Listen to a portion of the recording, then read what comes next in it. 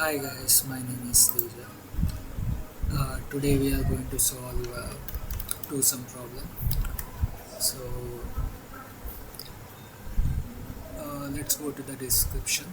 Uh, so given an array of integers, so and an integer target, return indices of the two numbers such that they add up to the target.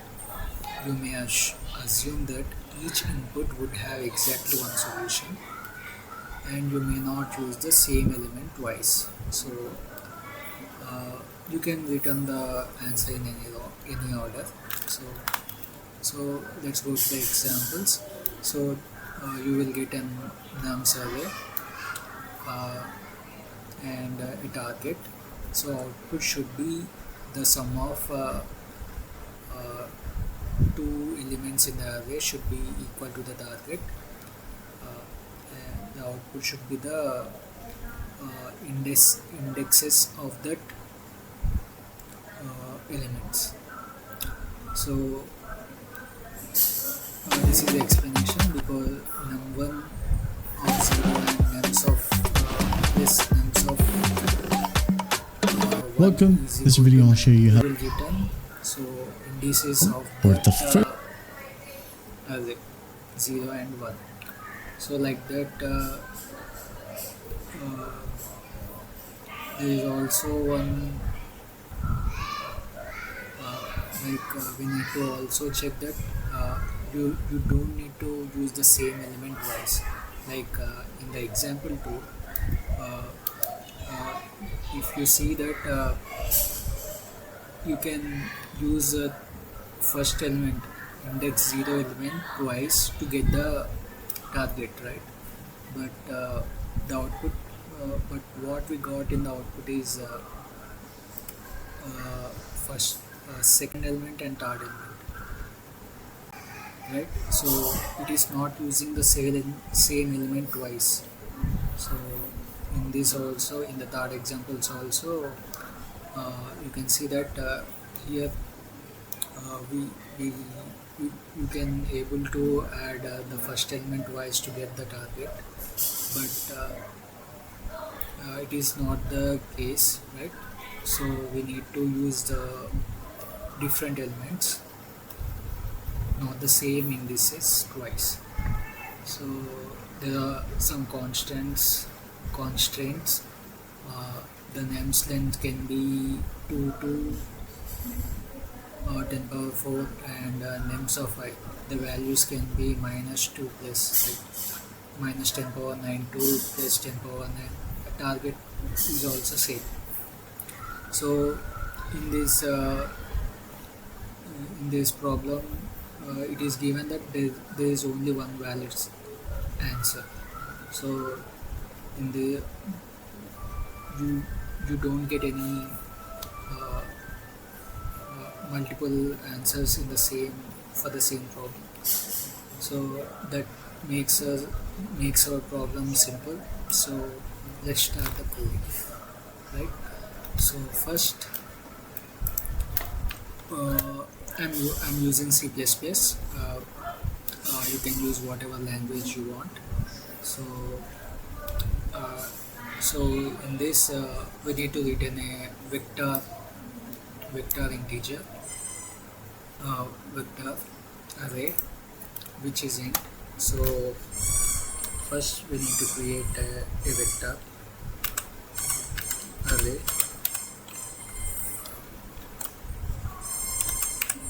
which is integer type, and its name gonna be anything. It is a result, right? So we have initialized it.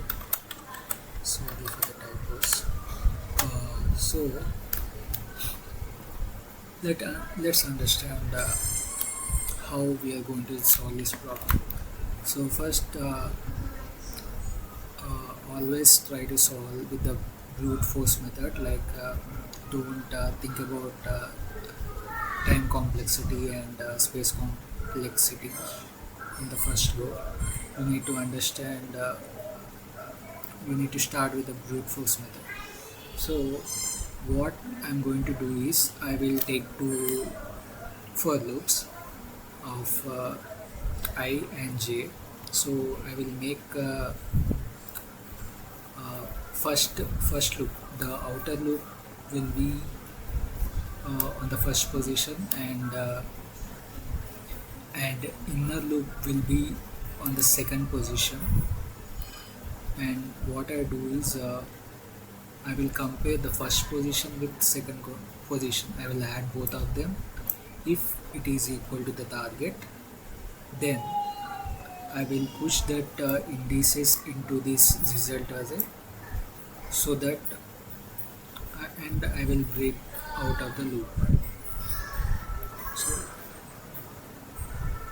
this is the case, and if this first index and the second index is not equal to the target, what I will do is I will increment the second loop index to the next pointer, next element, and I will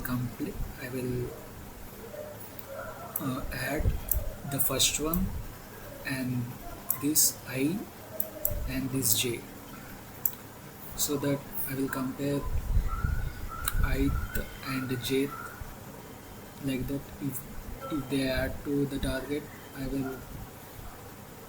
will push into the result and break the loop, or else I will increment the j, and I will check everything, and after j reaches the end of the size of the array, so I will increment ith position to the next and j position to the I plus 1, right? Like that I will check. I will solve this problem. Let's try to code it again. For int I is equal to 0, I is less than names. It should be the size of the vector, right? Size, and I plus plus. This is the outer loop. So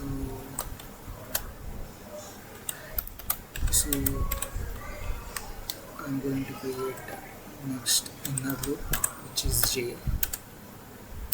The starting value of j will be I plus 1, because if it is I, then we are going to add the same indices elements.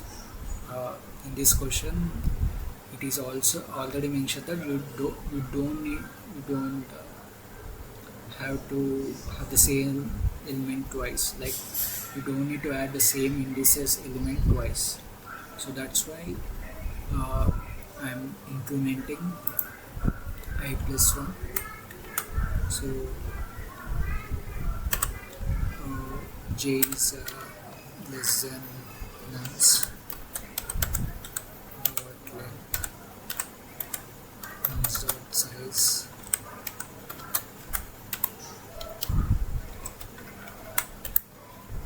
j is plus. So after that I need to check the condition, like nums of I plus nums of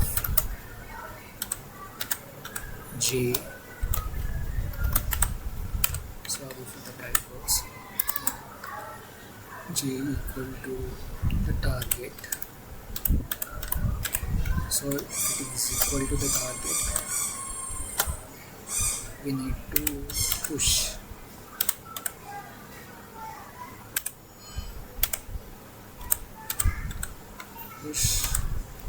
the indices, not elements. We need to push the indices I and j. I and j are the indices, right? So j. So after that, we need to break the loop.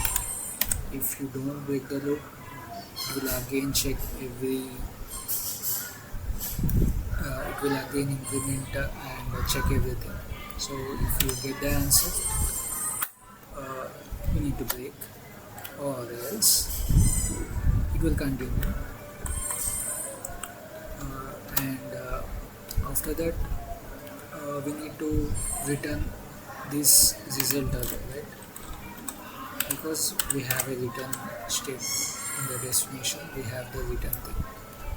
We need to return that result. So result. Yeah, this is the solution. Let me explain once again. So we have the outer for loop and inner for loop. So outer for loop start from 0 and inner for loop start from I plus 1. So why we are not using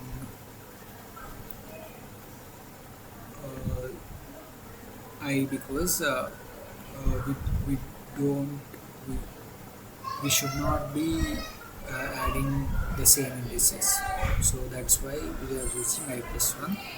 And so after that, if the numbers are equal to the target, we will push that numbers into the result and break the loop, or else it will continue to the next iteration and calculate and check the condition, and if they find the answer, the numbers is equal to target, we will get the result, and we'll break out the outer loop and we will return the result. So let's submit the answer. Let's submit the answer and let's see.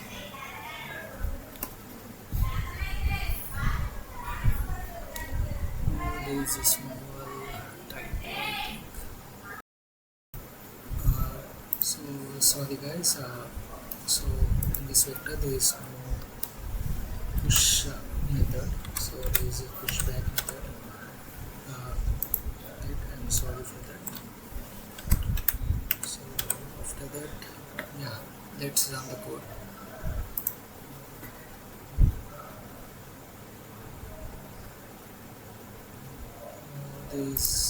They should be written right. Return result right. Need to run again.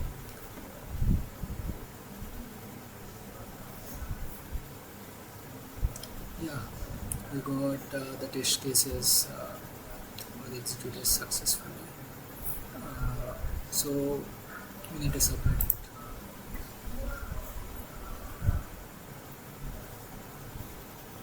Yeah, accepted. 63 test cases are passed. So we can see the runtime of this. We are at 79 milliseconds of runtime. So yeah, this is how we are going to solve do some problem with brute force method, and tomorrow I will use a different method to solve this method, solve this problem. Yeah. If you like this video, please support. See you in the next video.